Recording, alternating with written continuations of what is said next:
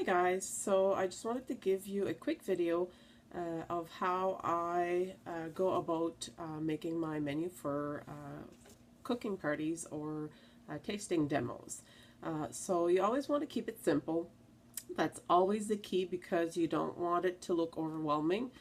You want people to be able to do it themselves if ever that they would want to join your team, or at least you want your hostess to not feel overwhelmed as well and to be able to get more bookings so that people see that it's simple.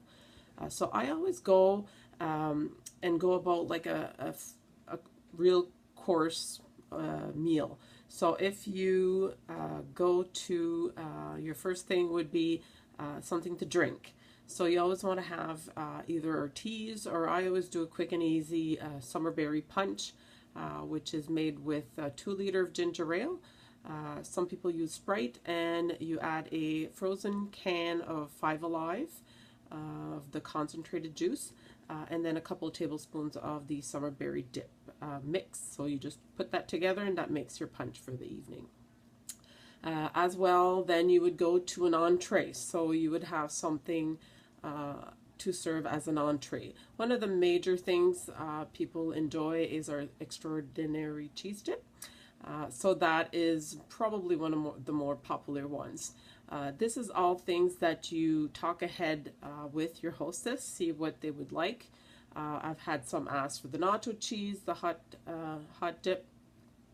Excuse me. And then once you've done the 3 cheese with the same groups, then you might want to change it up. We've got a red pepper jelly twist. I think I posted the recipe in my team files. If not, let me know. I can always send that off to you.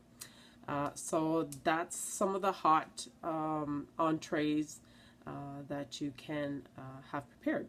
Then you're going to go into what we'll call our cooking demo type presentation. So you want something that people can see, and then you can do it at the same time. They can help you, they can use the tools.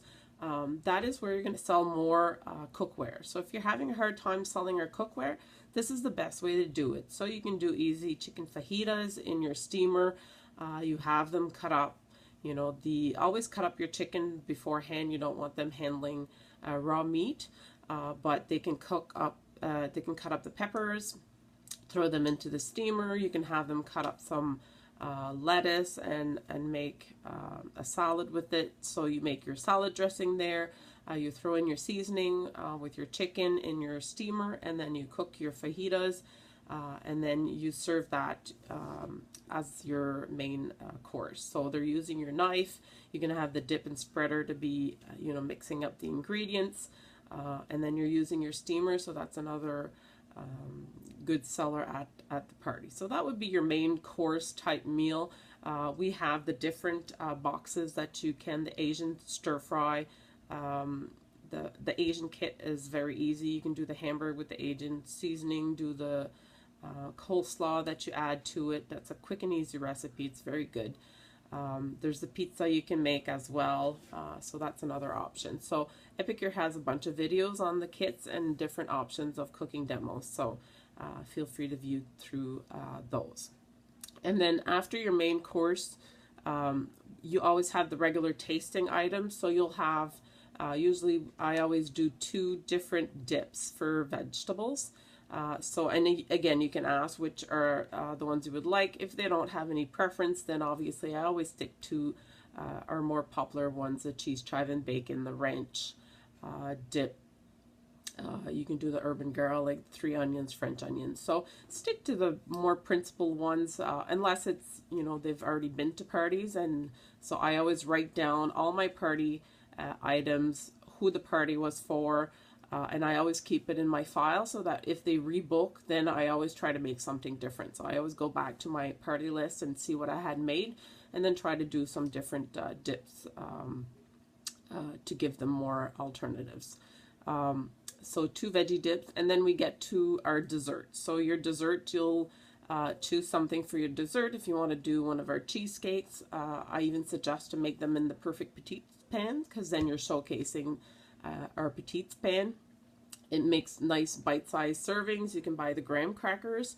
that cuts in half, and it's a perfect serving to put your cheesecake on top of it. You can do, I always do, even if I do a dessert like that, cheesecake, or I'll always do at least one fruit dip. If I don't do a bigger dessert type, I'll do two of the fruit dips, especially now that we have different ones available. Example for this month, because of the Hostess special, that was the red velvet. My last demo, I did the summer berry and I did the red velvet. So they were showcasing the new product that they can only get at that tasting because it's only available this month. So that was my dessert. You can always throw in, if somebody's interested in the everything bagel, so you can throw in a different alternative into your party for tasting. I always have them get a cucumber. I always bring in a couple of the sans sels, and I always bring a grinder of salt and a grinder of pepper. So that's that they can try as well. You can do, if you want to do a spread for bagels with one of our dips, that's also an option. Sometimes I'll do a bread dipper, just for something different at parties. And again, this is all stuff that you would go through with your hostess, see what she thinks that people would like. If you're creating an event, I always ask, is there anything in particular people would like to taste? So that's always comes around when I actually plan out what we will make. And for those that aren't sure of what to ask their hostesses, I think for the major part of all the hostesses, we try to keep it simple. So for our hostess, we'll ask for a baguette for the cheese dip. We'll ask for some veggies for the veggie dips. We'll ask for a little bit of fruit for the fruit dips. And then depending on who it is, sometimes I'll ask for chicken breasts. I tend to always get them on sale, so I always buy in bulk and I freeze them individually. So I always bring it, it's already cut, I always prepare it, so it's already ready in my Ziploc. So it's just easier for me, so I don't bother. But that's always an alternative as well. If you're having a salad, you can always ask them to just get a lettuce. I would bring a couple of peppers to add to it. And that's pretty much for the hostess. I usually always bring, even paper plates and forks, just to save the hostess not having too much mess after, and you don't want to be there, an hour later doing dishes. So I just find it's more convenient, and that's how I go about planning my meal. And you will serve it exactly as you would do that. They come in, you'll be serving the beverages as they wait. And then when you start, you'll be, showcasing the first item, which is the hot dip. I usually go ahead and do the cooking part first.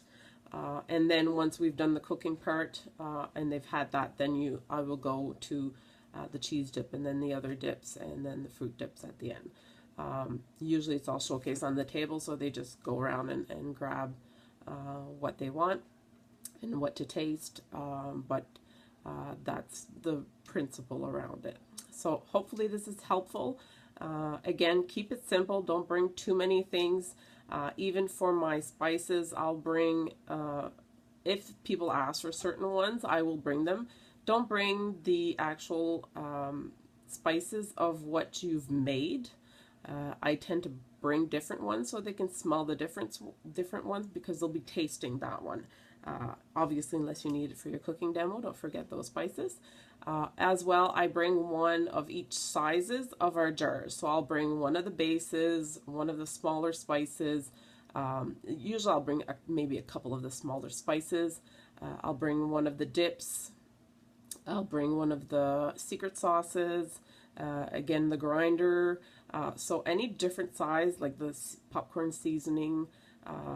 So I'll bring one of the different sizes of each so that they can see what the sizes of the actual containers are for, what they might be interested in purchasing. So, and a few of the cookware, and it's always good to showcase what's available that month. So if you have the hostess special, if you have everything from that kit, that's good to bring and actually show them if they would host that month, that they could get that kit as well.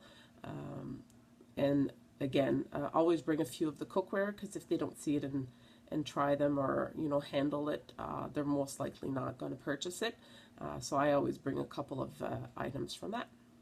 So thanks for watching, and I'll be posting more soon. Thanks.